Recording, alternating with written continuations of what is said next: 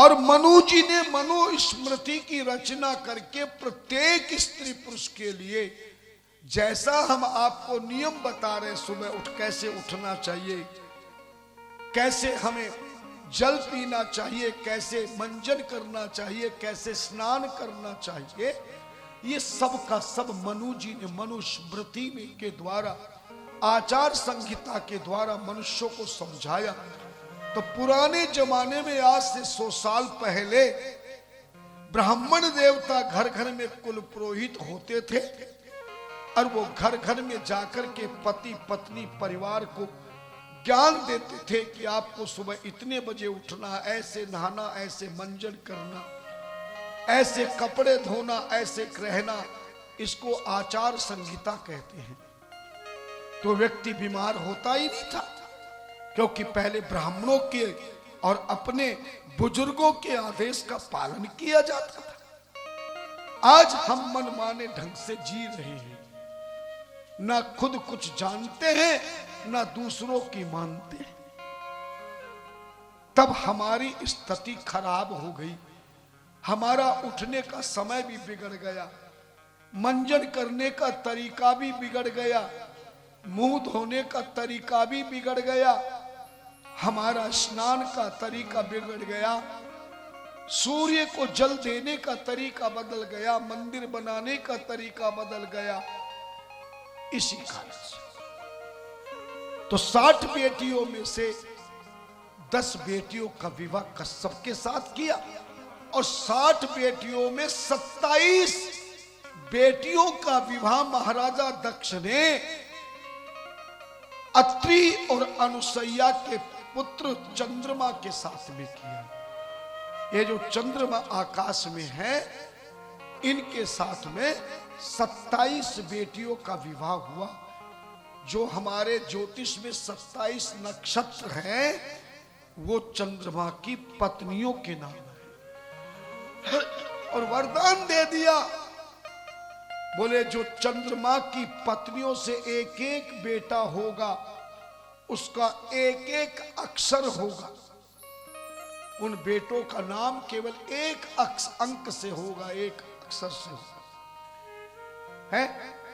और इन 27 पत्नियों से एक एक बेटा होगा, उन सभी का एक एक अक्षर का नाम होगा।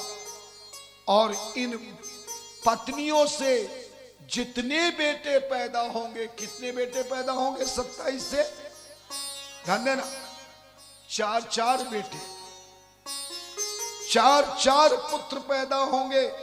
27 पत्नियों से, एक पत्नी से 4 पुत्र, 4 बेटे पैदा होंगे। तो 27 पत्नियों से कितने पुत्र पैदा होंगे? 108।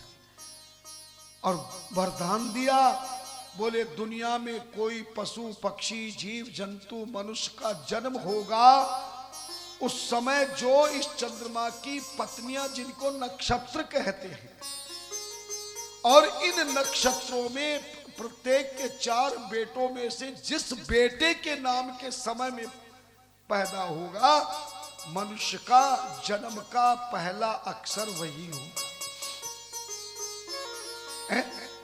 जैसे चू चे चोला, ये अश्वनी नक्षत्र है। ऐसे 27 नक्षत्रों में एक एक नक्षत्र के 4 चरण कहते हैं। और सीधी भाषा में समझो कि चंद्रमा की एक पत्नी के 4 पुत्र हुए, उनका एक एक अक्षर का नाम निकला। 108। पूरी दुनिया में किसी का भी जन्म का पहला अक्षर इन 108 अक्षरों में ही होगा।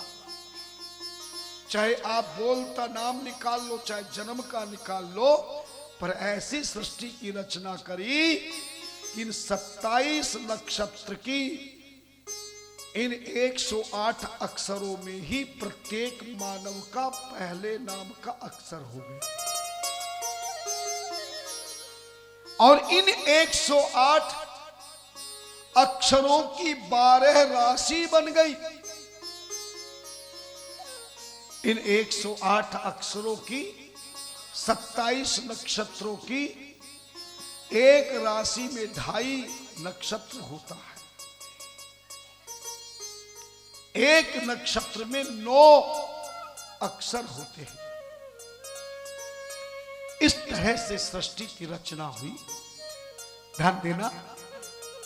लेकिन गणेश गणपति उस समय ब्रह्मा जी ने 3 प्रकार के गण पैदा किए।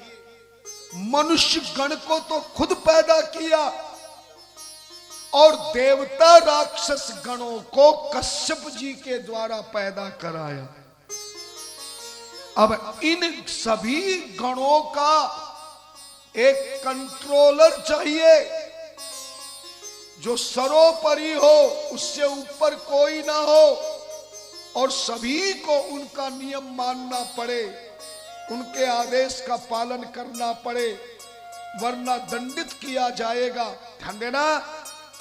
इसलिए ब्रह्मा जी ने सर्वोपरि एक पहला देव पैदा किया, प्रकट किया, और उसका नाम गणपति गणेश रखा।